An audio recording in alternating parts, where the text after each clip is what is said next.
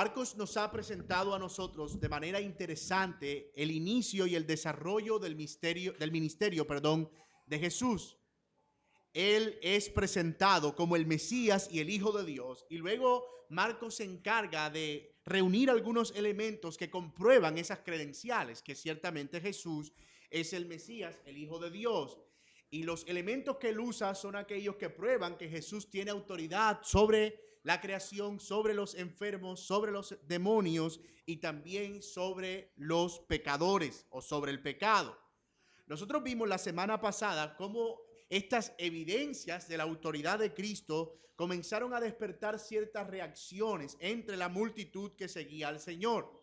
Vimos que algunas personas, reaccionando a esta autoridad evidente de Jesús, le seguían para suplir sus necesidades, otras para hacerse sus discípulos y otras, como los escribas, para perseguirle y acusarle de ser alguien que estaba poseído por Satanás.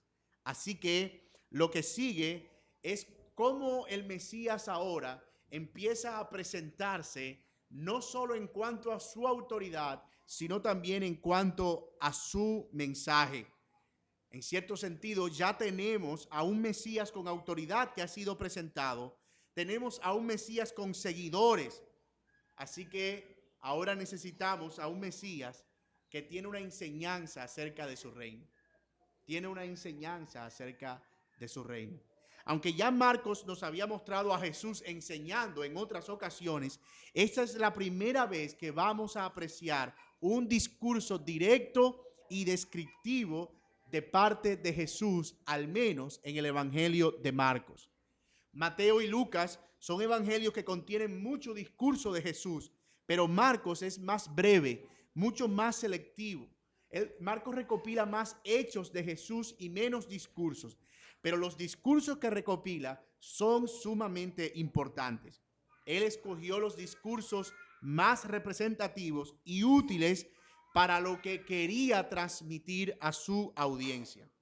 El discurso elegido por Marcos como el primero en su evangelio es uno muy conocido, la famosa parábola del sembrador, una parábola sobre el reino de Dios, su naturaleza y su extensión, y sobre la realidad de cómo en el reino de Dios hay quienes escuchan las palabras de Jesús y llevan fruto, y quienes por el endurecimiento de sus corazones rechazan la palabra. Así que nosotros vamos a ver nuestro texto, estos 20 versículos que hemos leído, a la luz de tres encabezados. El primero, una parábola sobre el reino. El segundo, el propósito de las parábolas sobre de la parábola sobre el reino. Y el tercero, la explicación de la parábola sobre el reino.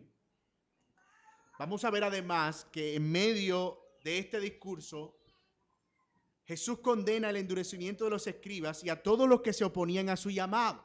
Y eso quiero que lo tengan allí en mente, porque nos va a ayudar a entender no solo la parábola, sino el propósito que Jesús mismo declara aquí. Así que vamos a ver ya nuestro primer encabezado. Una parábola sobre el reino, versículos 1 al 9. Una parábola sobre el reino. Jesús se encuentra en un lugar aquí para enseñar, así lo vemos. Otra vez comenzó Jesús a enseñar junto al mar y se reunió alrededor de él mucha gente, tanto que entrando en una barca se sentó en ella en el mar, y toda la gente estaba en tierra junto al mar. Recuerden ustedes que la enseñanza era la prioridad del ministerio de Jesús. Él vino a enseñar acerca del reino. En alguna ocasión Jesús estaba sanando mucha gente, aquí mismo en Marcos capítulo 1, y la multitud se agolpó y él se apartó a un lado. Y cuando lo fueron a buscar para que siguiera sanando, Jesús dijo: no, ¿saben qué? Yo voy a ir a otras aldeas porque es necesario que allá vaya y también predique. Así que Jesús tenía como prioridad enseñar el misterio del reino. Y ese misterio del reino era lo que él iba a declarar a través de todas sus enseñanzas. Así que él siempre buscaba una ocasión para enseñar. Fuera en medio de la multitud o fuera con poca gente, Jesús siempre estaba enseñando. Aquí lo vemos incluso siendo recursivo en cuanto a la enseñanza. Jesús tuvo una barca como púlpito, se adentra un poquito en el mar y a partir de allí empieza a hablar a la multitud que al parecer está en la playa. Eso tiene mucho sentido, sobre todo porque no existían estos parlantes que nosotros tenemos aquí hoy, ni micrófonos. Así que Jesús está usando en cierto sentido el viento de las olas y el mar como una especie de amplificador que haga que su voz pueda escucharse a más personas. Y sentado en esa barca, Jesús empieza a contarles una historia, una parábola, dice Marcos. Una parábola es una historia que bien puede ser real o ficticia, que se utiliza para, oiga esto, ilustrar una o más verdades espirituales. Una parábola es una historia que bien puede ser real o ficticia, que se utiliza para ilustrar una o más verdades espirituales. Y esto es bien interesante porque esto es un principio interpretativo básico. Una parábola no es una alegoría. Una parábola no es una metáfora. Y una parábola no es un mensaje encriptado. Nosotros no vamos a buscar elementos de la parábola y ver qué significa cada elemento, ¿verdad? Alguien podría decir, parábola del sembrador, ok, fulano es el sembrador. Donde va la cosita, donde se echa la semilla, significa tal cosa. El terreno, si es de tal color, significa tal cosa, y si es de tal color, significa otro. No se trata de empezar a relacionar elemento por elemento para buscarle un significado, sino encontrar cuál es la idea principal que el autor quiere transmitir. Y generalmente en las parábolas, la idea siempre es una verdad espiritual. Jesús enseñó gran parte de su doctrina y su mensaje por medio de parábolas. Y ahorita vamos a ver que eso tenía un propósito especial. Y la imagen que el Señor usa en esta parábola es una imagen muy común para las personas que lo estaban escuchando. Es la imagen de un sembrador, no un agricultor, un sembrador, una persona que siembra. No sé cómo ustedes se imaginan a un sembrador, ¿verdad? Pero si alguna vez han ido al campo o si alguna vez han visto televisión, un sembrador es una persona que siembra. Anote eso en su base de nuevos conocimientos.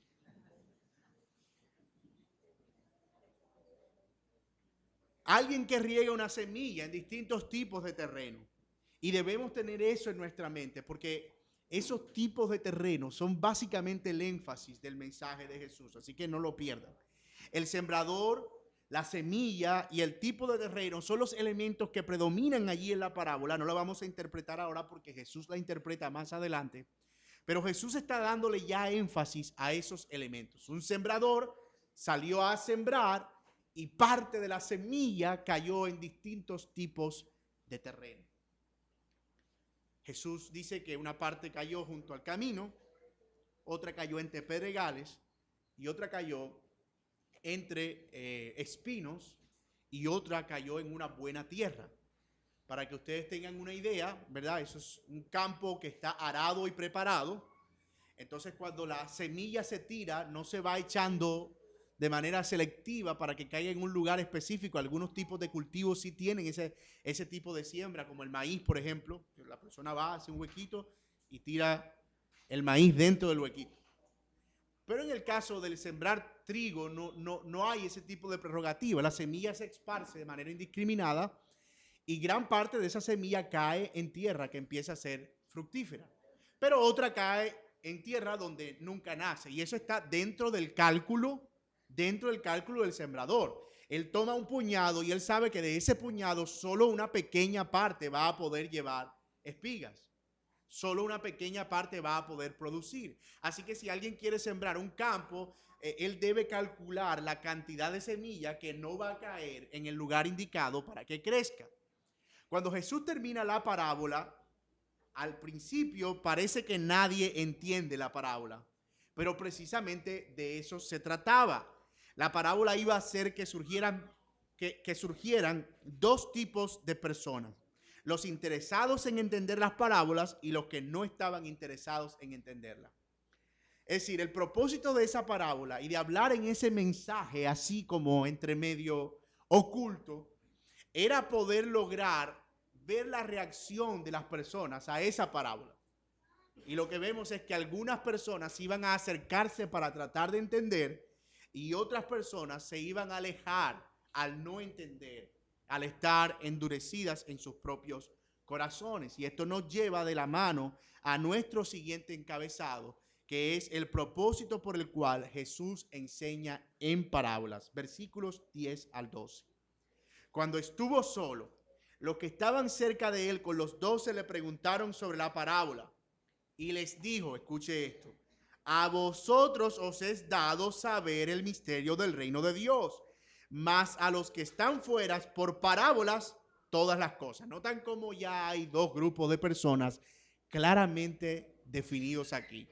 Así que si nosotros ya vamos conectando el significado de la parábola, yo sé que usted ya lo sabe porque ya leí el pasaje y le hice spoiler. Ya usted sabe lo que yo voy a decir. Pero si usted no sabe el significado de la parábola, ya usted más o menos se va imaginando, ¿verdad?, que la parábola tiene algo que ver con los que reciben y con los que no reciben la palabra. Con los que escuchan atentamente y con los que no escuchan. Y Jesús hace esa distinción clara aquí. A ustedes les he dado a conocer el misterio, pero a los otros, los que están fuera, por parábolas todas las cosas. ¿Para qué, Jesús? Dice nuestro texto en el versículo 12.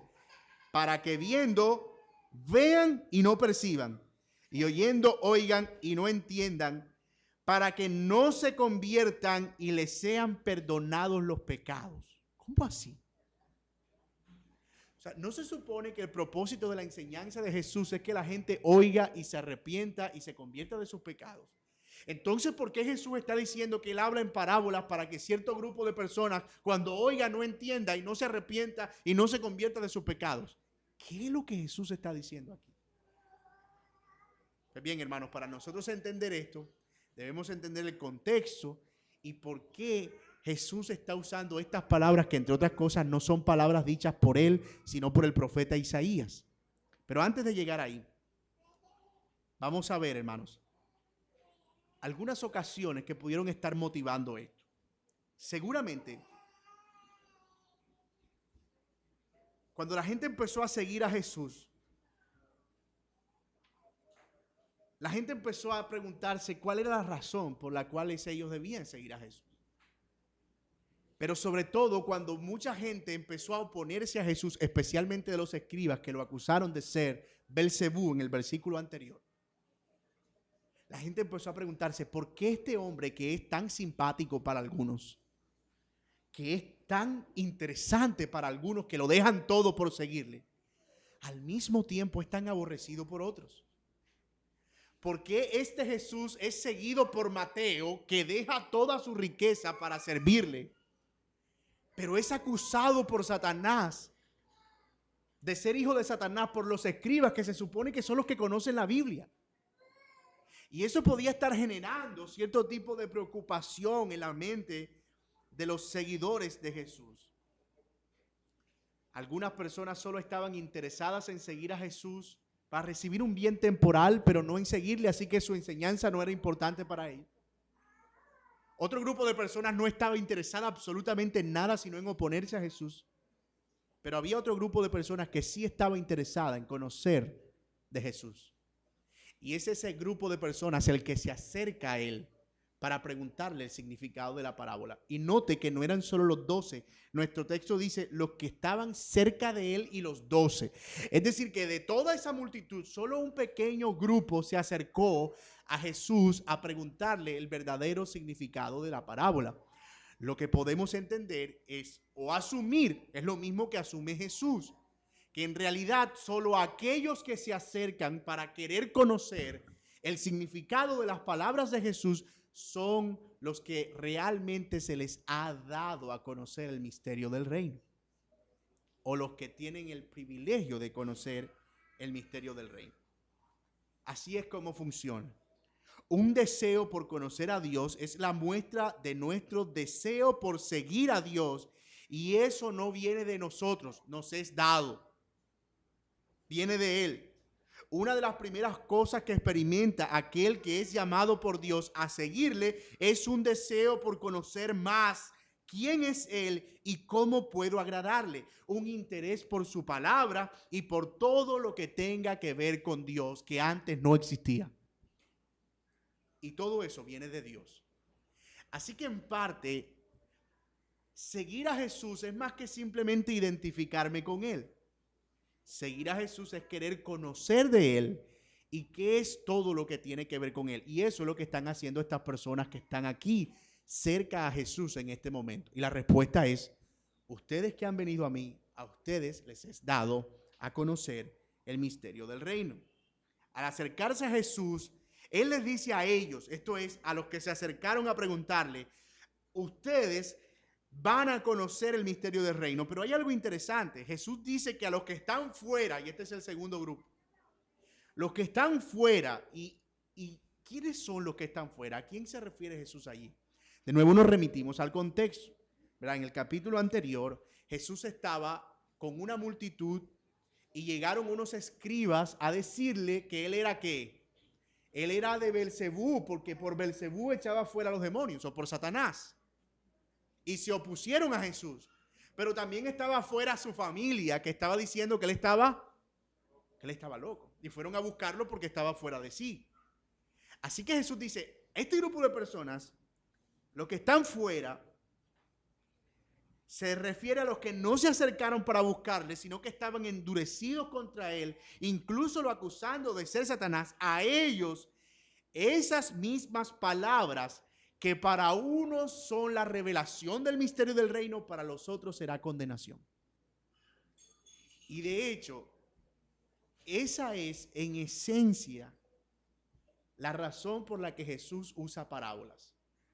Porque la parábola es un lenguaje que permite que aquellos que quieran conocer se acerquen para indagar, pero que los endurecidos al escuchar no entiendan y por el endurecimiento de su corazón se alejen como parte de su propio juicio. Y voy a explicar esto ahora, porque este es un pasaje difícil.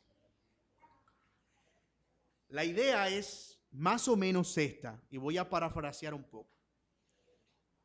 Las parábolas son un lenguaje especial que contiene el mensaje del reino. Un misterio que antes no había sido revelado, pero que ahora está siendo revelado. ¿Y ese misterio cuál es? Que el Hijo de Dios vino al mundo a perdonar pecados y que Él es el Mesías. Pero mientras para algunos ese mensaje es luz, para otros es juicio y tinieblas por el endurecimiento de sus corazones.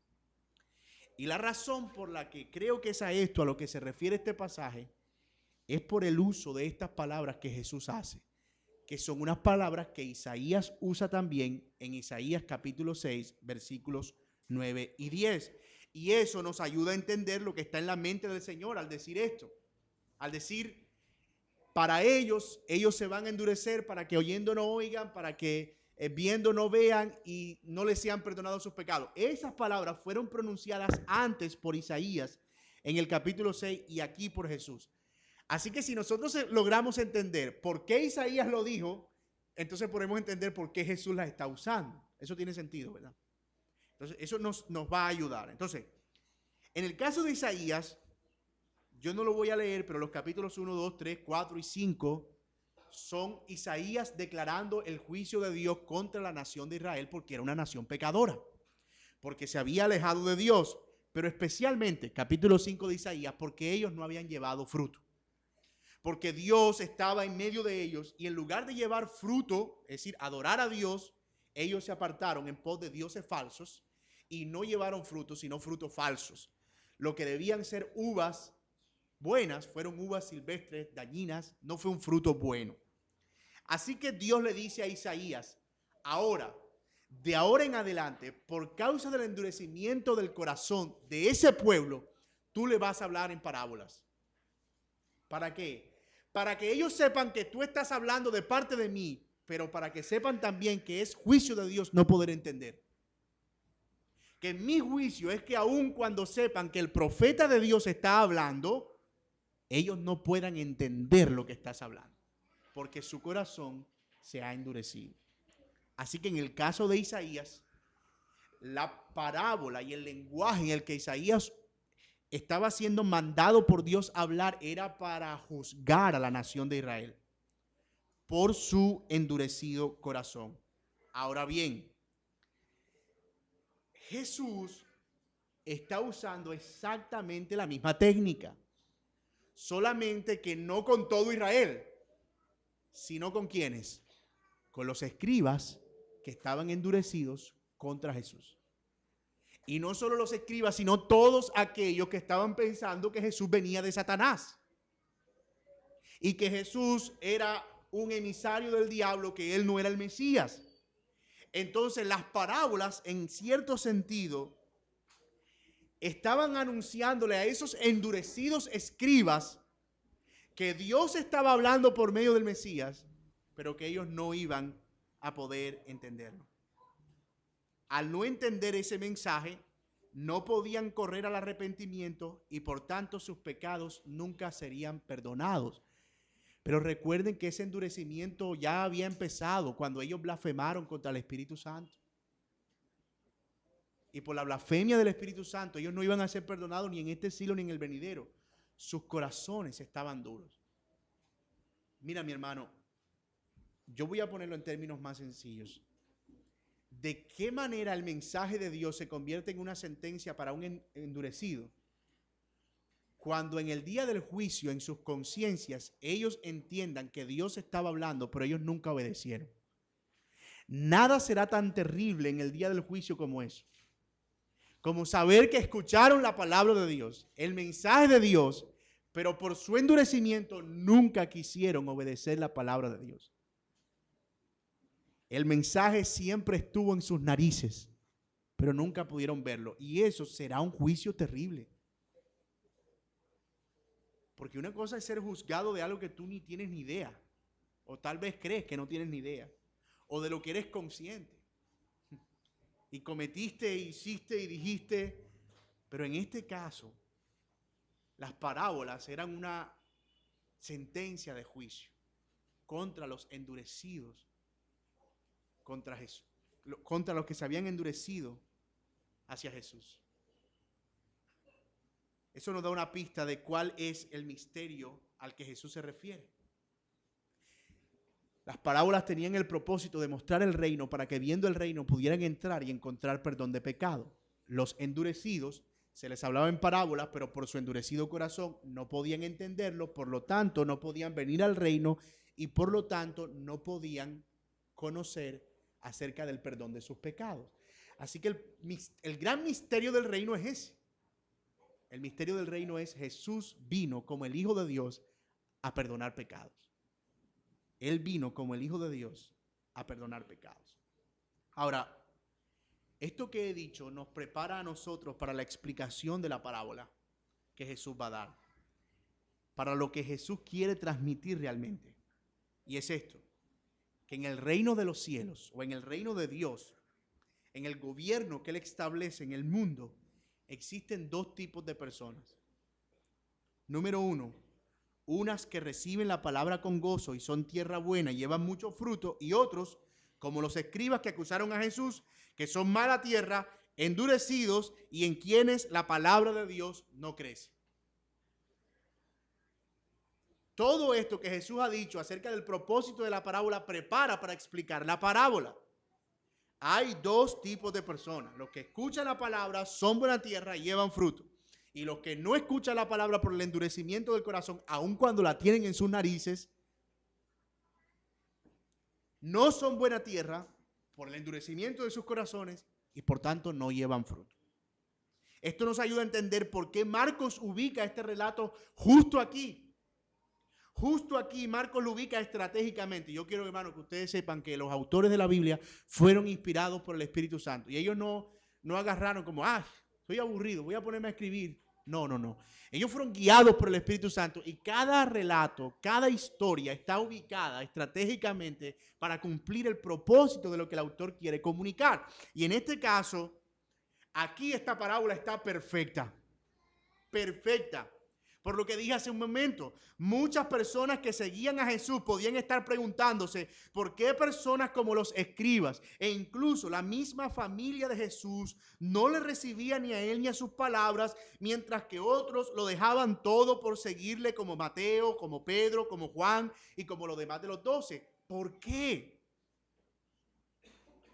Así que la forma de explicar eso es que ellos son dos tipos de tierra, dos tipos de personas que responden a la misma semilla y al mismo sembrador, pero son dos tipos de tierra distintos. Y hermanos, eso tiene sentido también hoy. ¿Por qué hay personas que responden de una manera al mismo mensaje y otra persona que estuvo escuchando el mismo mensaje en el mismo lugar, el mismo día, reacciona de manera totalmente opuesta? ¿Por qué? La explicación es la parábola del sembrador. Porque en el reino de Dios hay buena tierra y hay mala tierra. Es más, si tan solo puede llevarse eso para su casa, eso es suficiente. Y por eso les decía en principio, el propósito de las parábolas es transmitir una idea espiritual, central. Y esa es la idea central. En el reino de Dios hay quienes reciben las palabras de Jesús y llevan fruto. Y hay quienes no reciben las palabras de Jesús por su endurecimiento y no llevan fruto. Entonces aquí viene la explicación, porque no todo está dicho. Alguien puede decir, ok, entonces o soy buena tierra o soy mala tierra. Pero yo sé que usted ha estado en esa sensación en la que dice, en realidad yo siento que a veces soy buena y a veces soy mala. Entonces por eso Cristo explica que hay dentro de la mala tierra algunos grados de mala tierra y dentro de la buena tierra algunos tipos de buena tierra que producen algún grado de frutos. Entonces no todo está dicho. Por eso es que él explica la parábola, para mostrar que hay grados de mala tierra y que hay una buena tierra que lleva definitivamente mucho fruto. Así que aquí viene la explicación de la parábola, versículos 13 al 20, y este es nuestro tercer y último encabezado. La explicación sobre la parábola del reino. De paso, hermanos, y esto es una nota de paréntesis. Muchas veces usted ha escuchado personas usar esta parábola para hablar de dinero y decir que si tú siembras 10,000, si es al 30, el Señor te da 30,000, si es al 60, el Señor te da 60,000, pero si tu fe es muy grande, el Señor te da 100 veces 10,000. Entonces usan la parábola del sembrador para hablar de la siembra de dinero. Y déjenme decirle, hermano, eso es una blasfemia. Porque Jesús no está hablando de dinero aquí por ningún lado. Y yo no sé cómo hacen estos predicadores de la prosperidad, pero usan el pasaje que tú menos te imaginas, hermano. El que menos te imagina, por allá Amós 7 o Miqueas, no sé, y de repente lo voltean y cuando vienes a ver, tú dices, te estás metiendo la mano al bolsillo y no te das cuenta. Porque manipula la palabra de Dios para transmitir lo que ellos quieren transmitir. Entonces está claro, hermano, nosotros no podemos volver a interpretar la parábola la parábola del sembrador, porque ya Jesús la interpretó. Ninguna otra interpretación tiene sentido, porque esta es la única interpretación la que Jesús le dio.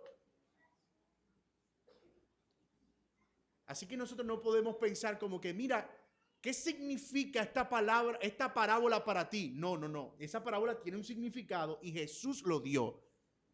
¿Cómo interpretarías tú esa parábola? No. Esa parábola ya tiene una interpretación y Jesús la dio. Así que yo no puedo ponerme a inventar nada aquí.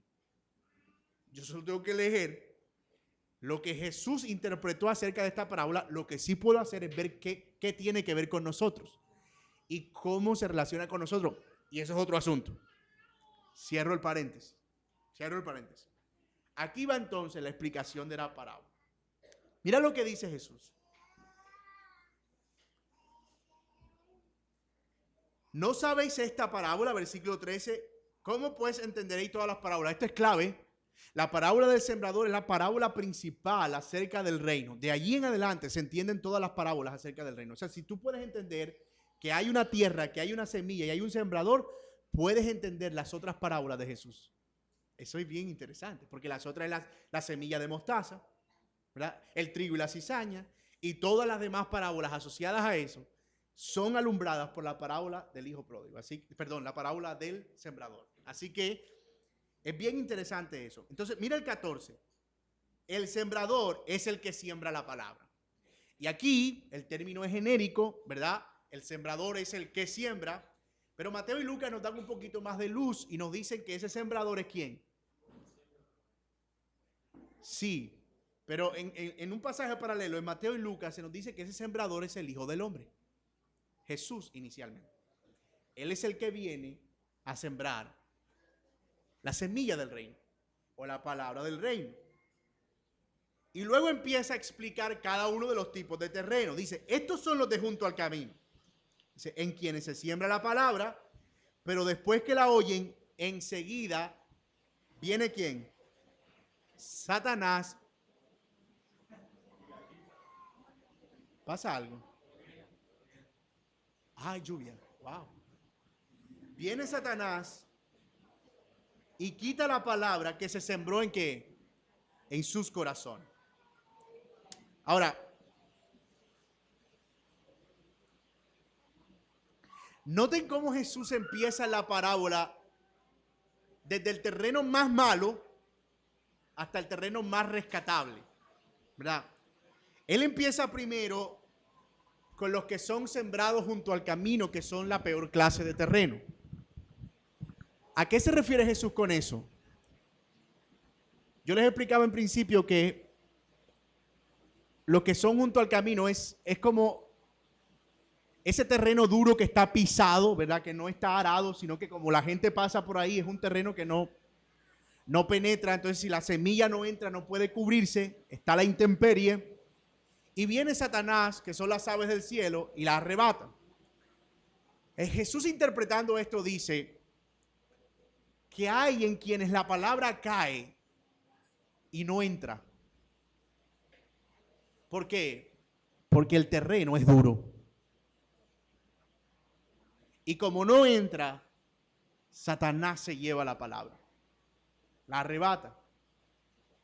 Y esto me parece bien interesante, hermanos, porque tú puedes creer que Satanás no tiene nada que ver con nuestra vida, pero él está preocupado continuamente en la manera en que nosotros nos relacionamos con la palabra de Dios,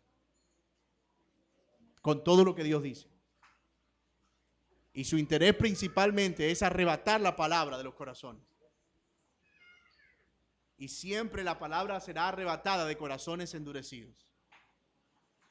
Así que, si pensamos en el contexto, ¿quiénes creen ustedes que son esta tierra junto al camino dura y difícil?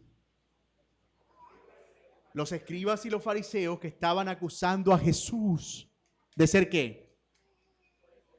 Hijo de Satanás, o como que venía de parte de Satanás.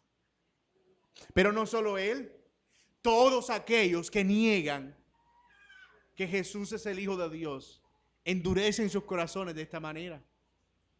Todos aquellos que cierran su entendimiento acerca de quién es Jesús, son exactamente esta misma tierra.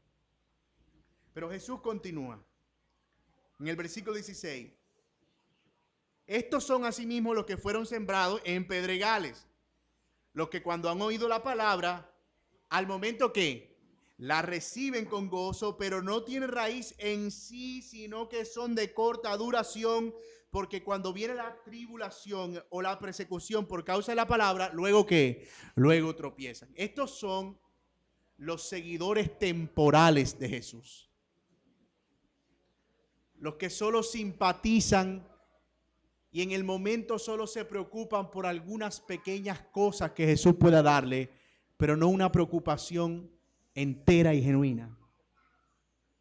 Estos son los que al principio les parece bien interesante Jesús, pero luego cuando vienen y empiezan a ver lo que implica, se alejan. Que implica tribulación, persecución, cuando implica, dice nuestro pasaje, por causa de la palabra viene tribulación y persecución, luego tropiezan. Y en la multitud que seguía a Cristo, había de estas personas Sí, claro que habían. Acuérdense, estaban buscando solo milagros, estaban buscando solo que Jesús obrara en sus vidas para resolver un problema temporal. Ellos son esta tierra. Y ellos pronto, al ver la tribulación, se apartarían. Y así fue. Muchos de los que siguieron a Jesús, cuando empezaron a ser perseguidos, dijeron, no, yo allá no voy. Déjame en mi antigua religión judía, déjame con lo que yo antes vivía. Yo no quiero exponerme a seguir a un hombre que va a ponerme una cruz en la espalda. Y se apartan, tropiezan. Estos no son un terreno tan duro como el primer terreno, pero es un terreno que tampoco ve florecer la palabra de Dios. En tercer lugar, Jesús dice en el versículo 18, estos son los que son sembrados entre espinos, los que oyen la palabra, pero los afanes de este siglo y el engaño de las riquezas y las codicias de otras cosas entran y ahogan la palabra y se hace infructuosa. Pregunta, ¿había este tipo de terreno siguiendo a Jesús? Claro, es más, estaba entre los 12. Entre los 12 había uno que era este tipo de terreno. ¿Quién sería? Ese mismo, Judas. Él al principio empezó a seguir a Jesús, probablemente sintiendo algún tipo de gozo, pero pronto la avaricia de su corazón ahogaría el crecimiento de la palabra. Entonces, nota cómo Jesús está describiendo en estos terrenos los tipos de personas que estaban siguiéndole. Los mismos que vimos en el capítulo pasado, en el capítulo 3.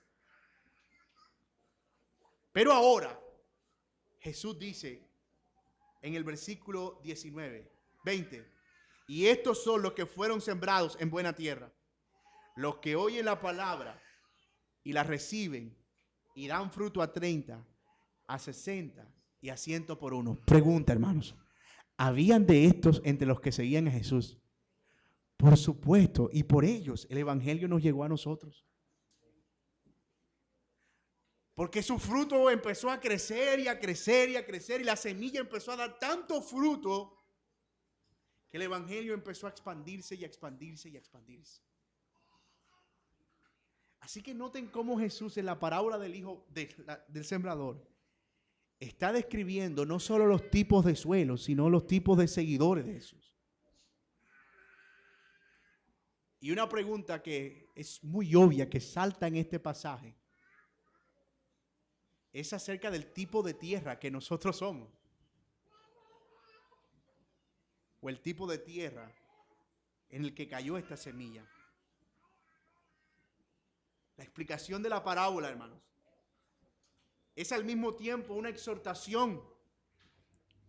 Puede que ellos no sean tan endurecidos como los de junto al camino, y puede que usted que está aquí no sea tan endurecido como esos de junto al camino y estés diciendo, oh sí, pero yo nunca diría que Jesús viene de Satanás. Oh sí, yo nunca me apartaría del Señor. Sí, pero hay otras cosas que pueden ahogar la semilla del reino, la palabra de Dios, y eso debemos considerarlo. ¿Cómo nos relacionamos con el dinero? ¿Cómo nos relacionamos con las riquezas de este mundo? ¿En qué realmente estamos poniendo nuestra atención? ¿A quién estamos adorando realmente? Si nos hemos convertido si hemos convertido y fabricado nuestros propios dioses, nuestros propios ídolos allí, y nos hemos postrado frente a ellos, el dinero, el sexo, el poder, la fama, el reconocimiento. ¿Qué? Hermanos, esto es una exhortación para nosotros. Somos una semilla que puede crecer, pero somos una semilla que puede ahogarse.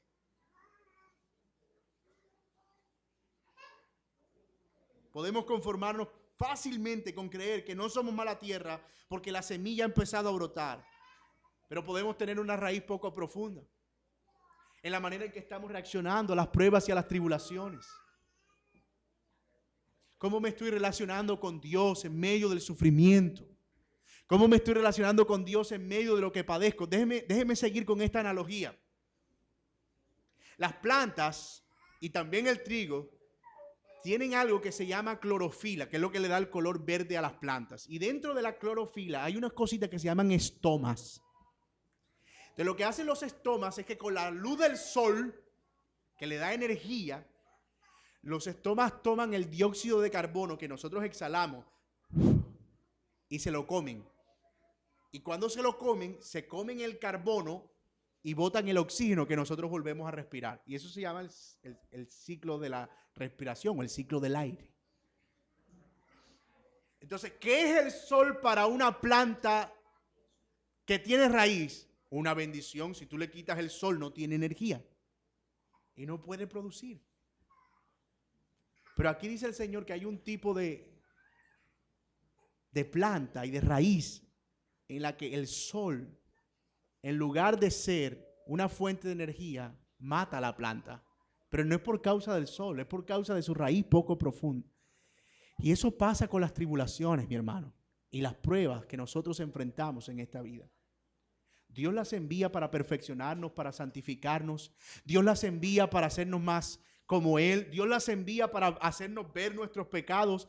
Dios las envía para que nosotros nos humillemos ante Él. Pero si nuestra raíz no es profunda, ese mismo sol, es decir, esa misma prueba, esa misma tribulación se va a convertir en nuestra propia muerte. Y esta parábola es una exhortación también a eso. No solo a identificar qué tipo de suelo somos, sino a cómo nos relacionamos con las tribulaciones de la vida. Otra aplicación interesante de esta parábola, y esta es mucho más general, es que no nos corresponde a nosotros dar el crecimiento de la semilla. En cierto sentido, como discípulos de Cristo, seguimos haciendo la labor de esparcir la buena semilla de la palabra y debemos ser conscientes que no somos responsables del tipo de terreno en el que cae. En ese sentido, debemos ser pacientes en que nuestro buen Dios hará que su palabra lleve mucho fruto. Mi hermano, probablemente tú has hecho este trabajo en tu familia y cada 31 de diciembre te paras y arrojas el puñado de semilla en ese terreno de la familia reunida a las 11:59 de la noche. ¡Fu! Cada año. Y nada pasa.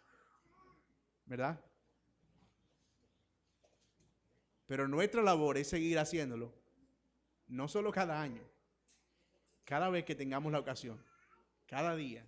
Sembrar y sembrar y sembrar la palabra del Señor. Porque Él es el que da el crecimiento. Nosotros continuamos con la misión de Jesús.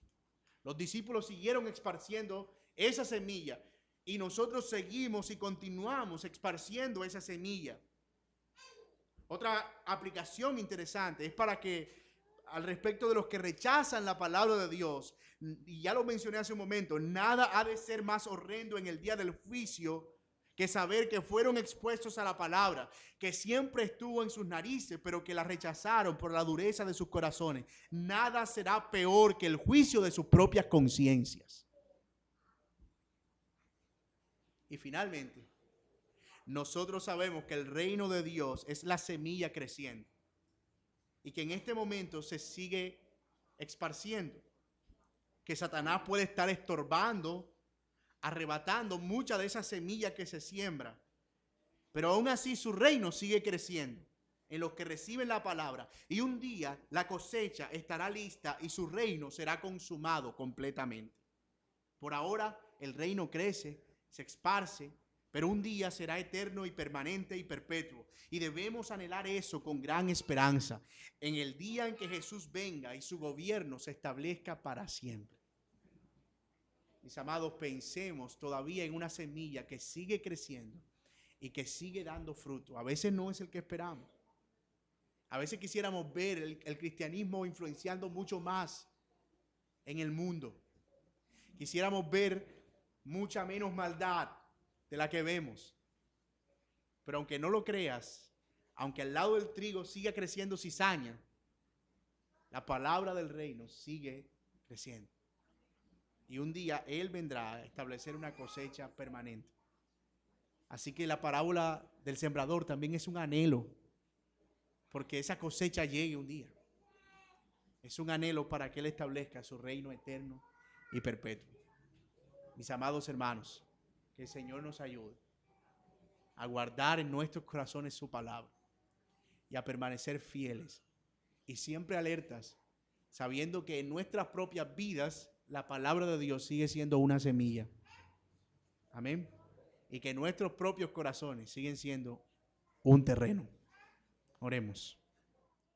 Señor, gracias por tu palabra.